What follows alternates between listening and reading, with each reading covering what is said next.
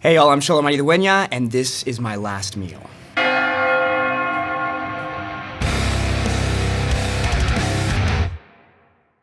Every person has exactly two things in common. We all gotta eat and we're all gonna die. Today's guest is the star of Blue Beetle, the co-host of the Lone Lobos podcast. You can catch him playing Miguel Diaz in the final season of Cobra Kai, out now on Netflix. He's been making waves in the sports world as the manager and spiritual leader of the West Side Otter Pups. Xolo Maridueña, welcome to the show.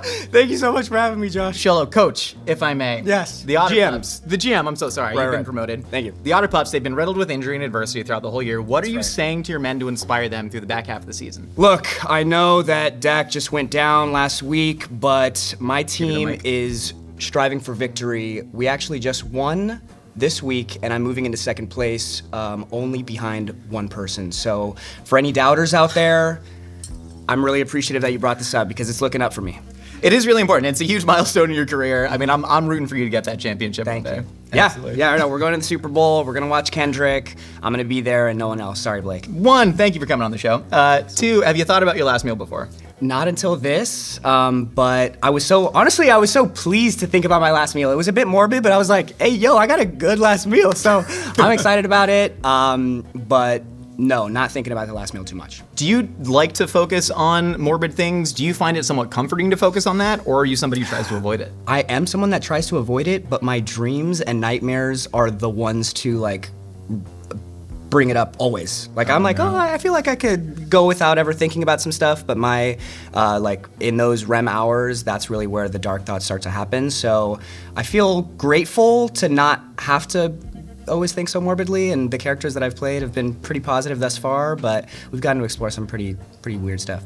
Now that you are coming off of Cobra Kai and you've done the big superhero film, I feel like the next thing in the trajectory, you gotta start doing the super dark, depressing indie films. That's right. And then you can explore that even more. Is that gonna be part of the trajectory? You're totally right. Now that these projects are done, it really feels like anything is possible. I would like to do, the sad stuff, but I've had such a great time doing the happy stuff thus far, so I'm just nervous for whatever they're like, I think this guy could be, a murderer. I hope today can inspire you to become that murderer that you were always meant to be. Thank you, I appreciate it. Launch ourselves Nothing like a last meal to inspire me. And I think we have a good selection. It's a hell of a selection, man, and I'm starving. You ready to eat? Let's do it. Xolo, for the first course of your final meal, we got the fruit from the frutero in LA. We got the mango lassi. We have a side of chamoy and tajin. Tell me about it. I mean, the fruteros in LA are one of, I think, the most LA things out there. And I just moved out of LA and I'm missing it right now, but I'm super glad that we get here to be here today with some jicama, piña, sandia, mango. Is my favorite for sure. We did the con todo, man. We did everything, which is generally my standard order. There are times when I've been driving by a frutero and I will literally just yank the wheel on the car and pull over to get fruit. This is the best thing in the world. And honestly, pretty reasonably priced. You started playing Miguel Diaz on Cobra Kai when you were about 16 years old. Yeah. You were playing a high schooler going through all that awkwardness while you were a high schooler going through all that awkwardness. Yep.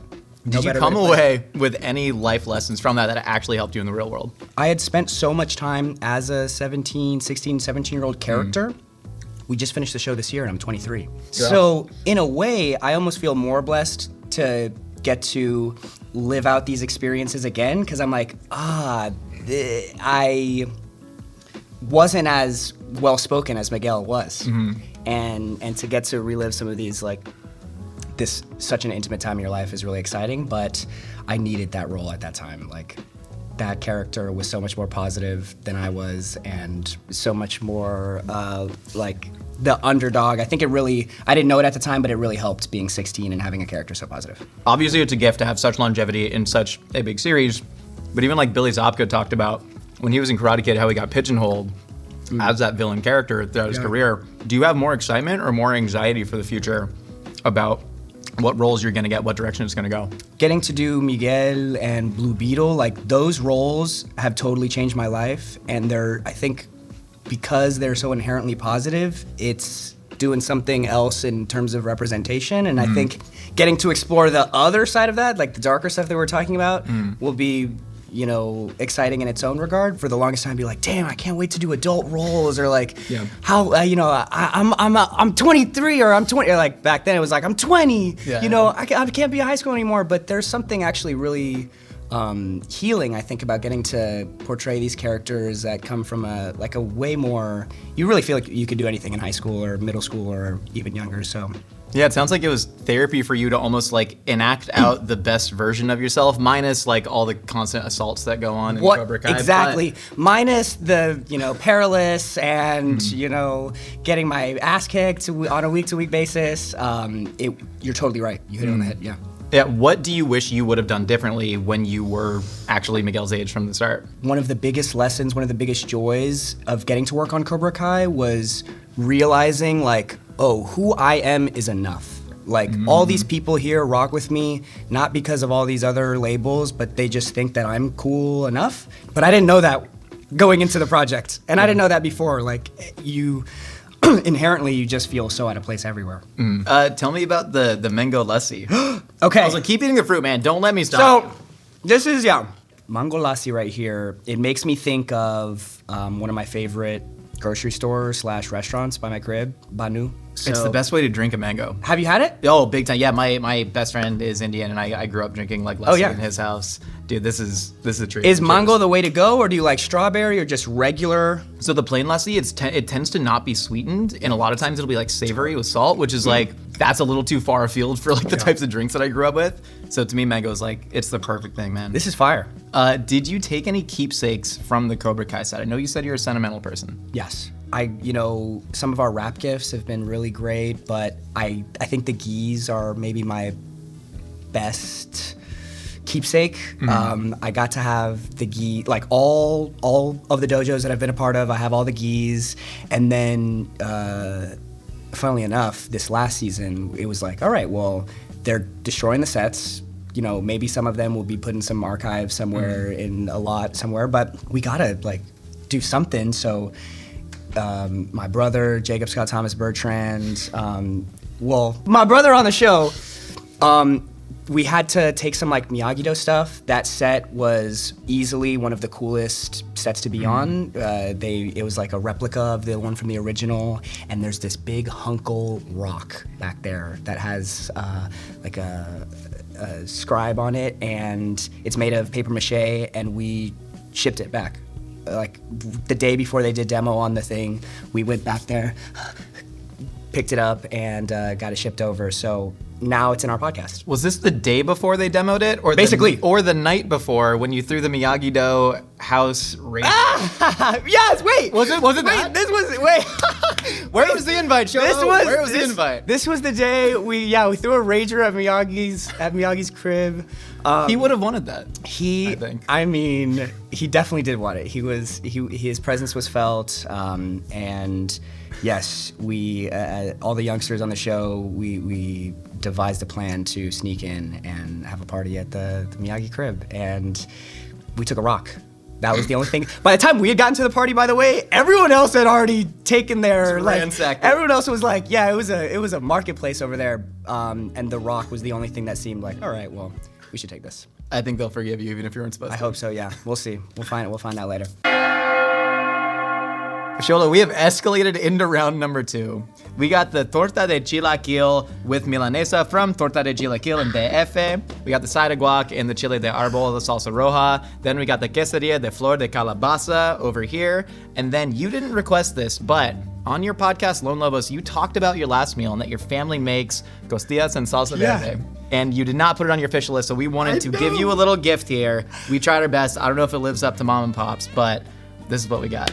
I was apprehensive about putting this dish on because I was like, I mean, I don't know if they could make it the same, but I'm so excited that you did put it on because it's so delicious. And this combination, I mean, it's once you realize how easy it is to make, you can't go back. But quesadilla, this is gonna die in the window, so I'm gonna dig in, grab it. Let's do it. Okay. Oh my gosh. And y'all, thank y'all to the folk who made this today. I mean, dude. Okay. Dude. I mean, there's nothing to say. Best thing in the world. Masa from Kernel of Truth, too. They do an incredible job on their masa. And it's 3 ingredients. 3 ingredients. You can't go wrong. We did queso Oaxaca in there, and a little bit of queso quesadilla. So you get the kind of like meltiness from the queso quesadilla. Oh, and I'm you get wrong. that stretchiness from the queso Oaxaca. Yo! Can we rip open these tortas? Please. Dude, this... Okay, so this is something I've only been blessed to have in DF, in Mexico City. You can have chilaquiles, but then when you get out to Mexico, they're like, let's just put anything in a torta. There's tamales inside of tortas, there's chilaquiles inside of tortas, but torta de chow mein? no way. Put chow mein in a torta, yeah. Uh-huh. Okay, yeah, you know better than me. Okay, so let's go with this one first, yeah? And it's got the milanesa, the milanesa in it, the fried chicken cutlet. There's also a little bit of like pasta de frijol, the black bean paste, and then some crema and a little bit of tortilla cheese. Let's do this, bro. Right, you got touch tips. Hello! God damn! I got to say the F word once, right? No. We agreed on that? Yes. If we both say it at the same time, Okay. we can say it. 1, 2. Man, that's incredible. When was the first time you had this in Mexico City? I want to say I was getting to be out in Mexico, just doing some research for Blue Beetle, really trying to get more fluent in Spanish and get to just be out there. And this, esquina, what is this place called? I mean, it's just it's a stand on the side, and people line up starting 6, 7 in the morning. I'm a foodie, so I had to check it out, and it's such an odd phenomenon having the crispy tortilla chips in there with the soft bolillo. You talked about representation earlier. I don't think I understood just how important representation was until I heard you talk about the types of roles that you were auditioning for when you were like a little kid actor. Because you'd be 10, 11 years old going up for a role that was like Junior Baby Narco number 3 or like Little Baby Gangbanger. Exactly. What were your emotions at the time? And then how have you like reflected back on that stuff now that you are an adult and have done these incredible roles? Growing up, I had very few examples of folk that were like my age in the industry. Like when someone would say something offensive, I wouldn't know what to do aside from laugh it off and be like, surely this is like, hey, yo. Okay. The serious conversation tough. You start to get the torta burst. I know. Okay. But my family, I think, they come from these activist roots for sure. So they always made sure to let me know that it wasn't okay, that these things that were happening shouldn't have been happening, and I think they really helped me put a good perspective on it and learn to just wait, and be okay saying no to certain roles, and that's something that I think I still feel for people who are auditioning day on and day out, who are people of color or who still don't have as many options for roles, and I think nowadays that crazy stuff doesn't happen as much anymore. Like I feel like the industry has kind of started to turn a new leaf, but now it's only I attribute to people behind the camera, directors, writers, actually getting to be a part of the filmmaking process. That's cool, man. And I mean, one, dig into the costillas, man. Okay. Costillas are getting cold. They're gonna retain heat for a while. Okay. You gotta flip it. I gotta ask, how close is this to like what your family would have made? I mean, it's looking pretty darn close so far. We kept the bone in. We made the sauce, like the tomatillo, the onion, chile, cilantro. Yeah, this is definitely looking proper thus far. Do you go hands, or are you like? I'll do. Yeah, we can go. Or hands. would mom not have liked this at the table? No, look. I mean, it's so funny. My mom doesn't eat red meat. Oh, really? She's the best cook of steak and pork and all of this stuff, but she doesn't eat it. So she's kind of like, all right, you do your thing. And I'm whoa. I sucked the sauce off the bone. I just ate the whole bone. You ate the whole bone? I just chewed it. It was so soft. If he dies, is that on us? That is a good sign, though, of a good costilla. Like, I'm a big, whether it's wings or costillas or any sort of bone in, I'm like digging for treasure or something like that. Tell me about Casa 0101. Casa 101 was honestly kind of the antithesis of these auditions that we were talking about earlier, because although, my first role at Casa 101 was Young Gangbanger, it was way different, okay? Because it was being told authentically from the community. And those moments being 10, 11 years old, I attribute Casa 101 and everyone over there for being the reason that I stayed confident enough to feel like to have the gall, the audacity to think that I could be an actor, definitely because of Casa 101 and the whole squad over there. But it's made me want to get back into theater now. Your mom is also heavily involved in the arts, right? She's the executive director of the Boyle Heights Arts Conservatory. That's right. How are you doing? And then, hear me out. I got more. When Blue Beetle came out, we were in like the height of the SAG-AFTRA strike. That's right. And so it completely killed your ability to actually market the movie.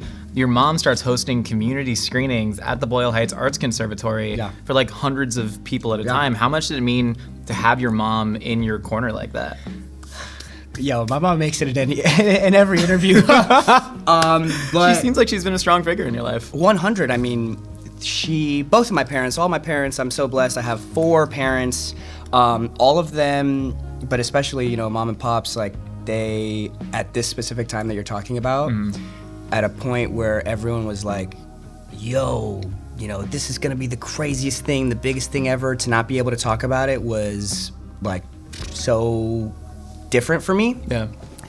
But my fam, like, bringing the community together, and I mean, I still went to the movies. I still went to the movie. I didn't take any pictures or anything like that, but I still went to the theater and got to see kids who grew up in the neighborhoods that I grew up in, like some of them crying because they don't even know why, but it made the whole experience the best, and it totally like washed away any, you know, like weird feelings that I had about the strike or whatnot, because it truly put into perspective, like I'd always known that the role was going to be bigger than myself, and that Blue Beetle was going to be the biggest, and to get to witness that on a first-hand basis was like, I couldn't be mad about the strike, couldn't be mad about any of that stuff, because I'll always have that in my heart. And it honestly was like, all right, well, this is why I got to keep doing this. Yeah. It's such a good feeling to be able to do what I love and also honor my ancestors. Like, there's very few times that those get to go in harmony, so. You had a mentor, I believe, named Eddie Padilla. Yeah, Casa. Yeah, Casa, who told the LA Times that like he loves what you're doing for representation, but he never wants you to feel burdened by it, because the best thing you can do for the culture is to do things that just uplift your spirit creatively. Yeah. Do you ever feel like it is a burden? Do you ever put that pressure on yourself? Like, for example, recently I had to audition for a character who was a historical Mexican figure.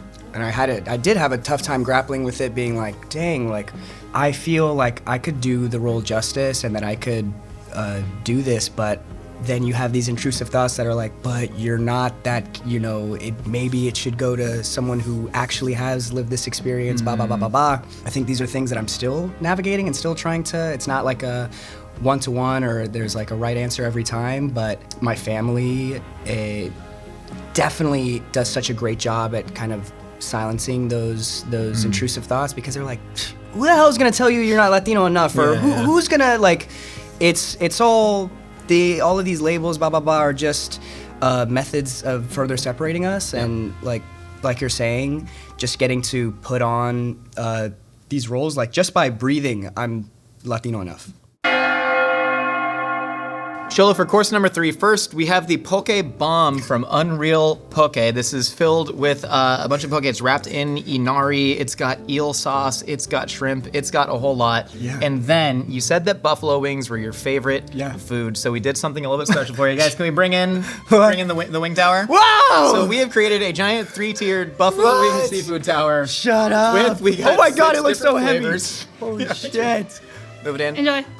Thank you so guys. much! So we got the habanero buffalo up top, we got the sticky sweet and spicy, we got the lemon pepper, then down here we got some chimichurri wings, we got salsa matcha wings, and then we have, I think those are Korean, I don't even know at this point. Yo, we're having like a tea party. This feels like the most American thing in the world to change a Yes. tea party into this. Let's go! Okay. Are you a ranch or blue cheese guy? Are you a dipper? Yeah, of course. Are you? Yeah, of course. Ranch is, it's my blood type. Okay, so just as I mentioned before, wings, you gotta eat everything. On the flat, do you do like the twist and pull and then get it in one method? So there's There a you way go. you can There you sort of go. twist that bone out, and then Honestly, this I usually do just, I guess the more basic, like, let's see.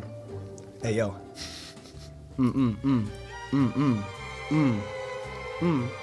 Oh. I see why you pulled this out. Right? That's how you ensure you get That's the everything. only thing You I'm create like like a vacuum lock in your mouth, and then you can just pull it out in one go. Can we Okay. move this down? Yes, Hold on, absolutely. we can reach for the wings anytime. Well, now we got the buffalo. Up top, Dude. so we gotta try it. I did. I gotta be honest. I already did. You did? Is it how is Banging, banging, banging, banging. it? Not too spicy for you. The heat tolerance. Okay, good. No. This is. I feel like buffalo. It's not. There are definitely spicier flavors for sure. The habanero gives a little. Little kick. A lot of chiles are actually used like medicinally to treat pain because the capsaicin basically induces pain inside of you, so it kind of like dulls the nerves. I hear that. Speaking of indigenous medical practices, you read a book called The Shaman and the Jaguar. Yeah. You talked about in your podcast. Yeah. And you talk about the difference between Western practices around death versus like Eastern/indigenous. Yeah. Did you come away with any lasting life lessons from that? Even in my own religion, I practice this religion Yoruba, Ifa. Is that from West Africa? Yeah. It's Afro-Cuban, Africa. Like gotcha. there's Santeria. Like there's different versions all around. But in that religion, there's definitely like bits of reincarnation and talks of what happens after death. So I was always after learning that, and I'm a believer. I'm like that'd be great. I love that idea. Yeah. I think honestly there has been some comfort in doing more research than less. Do you ever research or like look into some? Are you spiritual? Not spiritual per se, but I agree with the facing it and making it a lot less scary. Yeah. Because I used to, especially when I was your age, I got like a lot of death anxiety, and I still get some bouts of it where you're laying in shavasana and yoga and you're staring up at the ceiling, and then you're like, oh God, we're gonna be nothing for eternity, and that's a long time. So I started reading a lot more about it. Albeit, I suppose, a lot more from a Western perspective. But there's like Elizabeth Kubler-Ross. She coined the 5 stages of grief. She wrote a great book called On Death and Dying. A great book by Caitlin Doughty that I think you'd like called From Here to Eternity, Traveling the World to Find the Good Death, where she actually goes to a lot of other countries, places in Indonesia where they dress up people's corpses and put cigarettes in their mouth and stuff and keep them in the family homes for months because they believe that the soul doesn't pass until you have a certain ritual done to the body. And so it comforts me that there are so many different beliefs about it and things that are so wildly different from just you go in the dirt and you die. Did you grow up with any specific messaging about death from practicing Ifa? Yes, definitely some clarity. Definitely a lot of our services are about kind of. I went to cathedral. Like we had mass every month. Like every time you're getting these life lessons. Most religions have so much comfort in knowing that, life doesn't necessarily end when you leave this plane. Yeah. Getting to do this show, getting to do what you love, getting to live out and I guess honor those folk, even yourself before you die.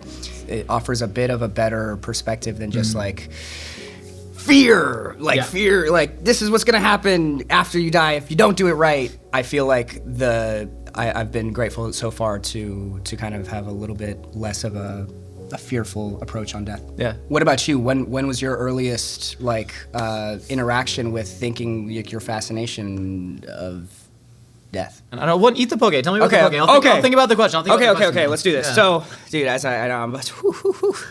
Okay, so basically, this is an homage to the podcast. I'm so grateful, so appreciative that you let me come onto your show. I wanted to bring a little bit of my show onto your show. And this right here is the Poke Bomb, as you mentioned, from Unreal Poke. I sent you all the ingredients. There's so much stuff going on here. I tried to list them off thinking that I could do that. No, there's like 30 ingredients. There's like 30 ingredients in here, but it is the most delicious bite you'll have. I love sushi, I love poke, and Jordan, our producer on the podcast, is Hawaiian. And is always so quick to be like, I want to make the most authentic Hawaiian food, because honestly, I didn't realize it, but we don't have the most authentic poke out here. So getting to meet Jordan and getting to do the podcast, while we were doing the podcast, he started Unreal Poke. And I'm so excited for you to try this, maybe for the first time. I can't wait. This is definitely the first time that I've ever had anything like this. I do love inari though, the like right, a tofu little skin around sweet, it. a little, and there's sweet. Rather what? If you were to close your eyes and do the ratatouille thing, where you're like, there's too many flavors going on here. But it's harmonious. It's synchronized. Oh yeah, in my mouth. It's playing a tune. It's like the people that can harmonize by themselves with like the two little whistle tone. Yeah, You ever see that? This is this. So I was like always aware of death, right? Mm-hmm. But then, yeah, no segue. I was always aware of death, right? But my dad passed away when I was 19, and then that was what launched into this like real obsession with it, where I realized that I had to reckon with it, otherwise it would just sort of consume me. But have you dealt with any death in your life? Like, have you dealt with major stages of grief and how it affects you? I have. Thank you for sharing that, by the way. No. I have dealt with a bit of death. I'm very thankful that, you know, I haven't had someone so close pass away. I do think about my own family, you know, I do have to think about, like, I do have constant thoughts about them being like, yo, I gotta make sure that I'm spending all my time with them. Like, there's never enough time, and know that my family is like the type to be super strong and not tell me if something was going down. So I think sometimes I do think like, I think I didn't realize how much I might be like my parents until I found out how much my parents were like their parents. And like, I didn't meet a couple of my grandparents. They passed before I was born. And as I get older, I start to see mannerisms in myself and things in my own life that are totally my parents. And I think that makes me a little bit more comfortable to be like, damn, there are certain things that like I'll have till the end of time to remind me of them. And it's a little heavy to think about it that way, but I find comfort in it. Xolo, for the final course of your final meal, we got the guava cheese pastry. This is coming from Porto's. We can't do it as good as them. We let them have it. And then we got the oat griddle cakes with the apple butter from Salt's Cure. Let's go. Figured we'd throw the breakfast at the dessert table, end with something sweet. That's right. I'm so happy. I'm so pleased to be eating this dessert. Okay. I feel like Porto's is such a great, also another great touristy spot. If you haven't been to LA, this is definitely something that you have to head to. Yeah, and the patriarch, this is the patriarch just passed away. He was like 93, 94, founder of Porto's. Mr. So Porto. this is Mr. Porto for you, man. Dude, well, we're so happy to honor you on this. This is one of my favorites. Line still out the door every way. Institution. Hey, yo. I mean, I will say though, you go anywhere in Latin America, South America, they have a version of this. Speaking of Cuba, what can you tell me about killing Castro? Speaking of, you got the segues. Right. Okay, so Killing Castro is a directorial debut, Y Rivera. A banging story. It was the first time that I got to explore a period piece. Story takes place in 1960, and I play the only made-up character. The movie is full of people like Fidel Castro, Malcolm X, Eisenhower, Dulles, like all of these historical figures, and I get to play the one made-up character. So it was exciting, especially getting to work with someone like an Al Pacino, who there's not a lot of people more famous in that industry than him. There's one Al Pacino, man. It's not multiple Al Pacini. It's one Pacino. Exactly. Singular Pacino. So I was so blessed that Al specifically was so excited about the project. Even at however old he is, like, the dude didn't miss a step, was down to spend, the extra time there and down to really get into the nitty-gritty. So I'll hold that with me so close. I really appreciate I just can't wait for it to come out, because I was a little nervous about it. I got the call like a week and a half before we were shooting, basically like, we're doing this thing. So I'm really proud of it and really proud of the whole team that got to put it together. But there's not a lot of words for Al Pacino. Like he said, you got to make sure that you wear comfortable shoes because you're on your feet a lot of your life. Life lessons. That's for Al so Pacino. real. I was like, but can you give me any acting tips, Al? I was like, but about Cocaine! He's like, a big ol'. But he was a pleasure. Yeah, that's awesome. Tell me about the Salt's Cure oat griddle cakes. So this right here, this is maybe one of the most delicious breakfast dishes I've had. Oh man, thank you so much. Please, you're at my house. Okay. It's a bit different. It's not a buttermilk pancake. No, it's so wet. It almost is barely held together. It's an oatmeal pancake. And I know that might throw some people off, but I really like You're kind of making a stink. No, there's no stink. No, that was like, like, it was like what's the happening It's a little here? bit of like a thick space. It's so wet and so dense in such a pleasant way. I love it. It's almost like mochi-like in a way. Almost mochi-like. It almost feels like a crepe a bit. No chewiness, but this is the folk over at Breakfast by Salt Cure are so nice. They have my favorite pancake. After Cobra Kai, after Blue Beetle, you're diversifying your career here. You got the podcast, doing serious movies with Al Pacino. You're also a rapper, and you just dropped an EP called Scarab Tapes. That's right. There's a song called Hero to Me, where you define a hero as somebody who lives for something bigger than their existence, who dedicates themselves to a cause. Yeah. What is that cause that you want to live for bigger than your own existence? I think right now it's getting to do what I do in helping filmmakers like tell their story. Getting to be of service in that way has been, I think, a great motivator for me. Eventually, I feel like it'll be like parenting. I think it'd be cool. Like that's probably another like big, larger than like my heroes are my parents because they have the craziest job in the whole world. And as I guess a family member, just making sure that my family is happy. Like that's what I would like to do. Make sure my little sisters are all set and all that. So that's what being a hero is to me. But I think it's so. This movie and kind of how it ties in together, like the person is already the hero before you get the powers, you know? And I think that was such a great sentiment to kind of go into this project with. And even in Blue Beetle, like the family really is the hero. Like they save him at the end of the day, and that's so similar, I think, to like, I think that mimics real life. So getting to tell all of those different stories in this EP was a dream come true because I love rap. All I wanted to do was just honor this genre that I love so much and get to kind of blend the worlds together. Talk to me about mental health, because you once gave a talk at the Boys and Girls Club in Santa Clarita about suicide prevention because you had a friend in high school that had to take their own life. And you said you felt some internalized guilt because of that. What is like the one thing that you would want young people today dealing with a very different world than say what I grew up with to take away from that? Like, especially literally right now at this moment, like it's tough right now. And I think it's a big time of reflection. And I think something that I've been thinking about a lot recently is that it does have to start at the small level.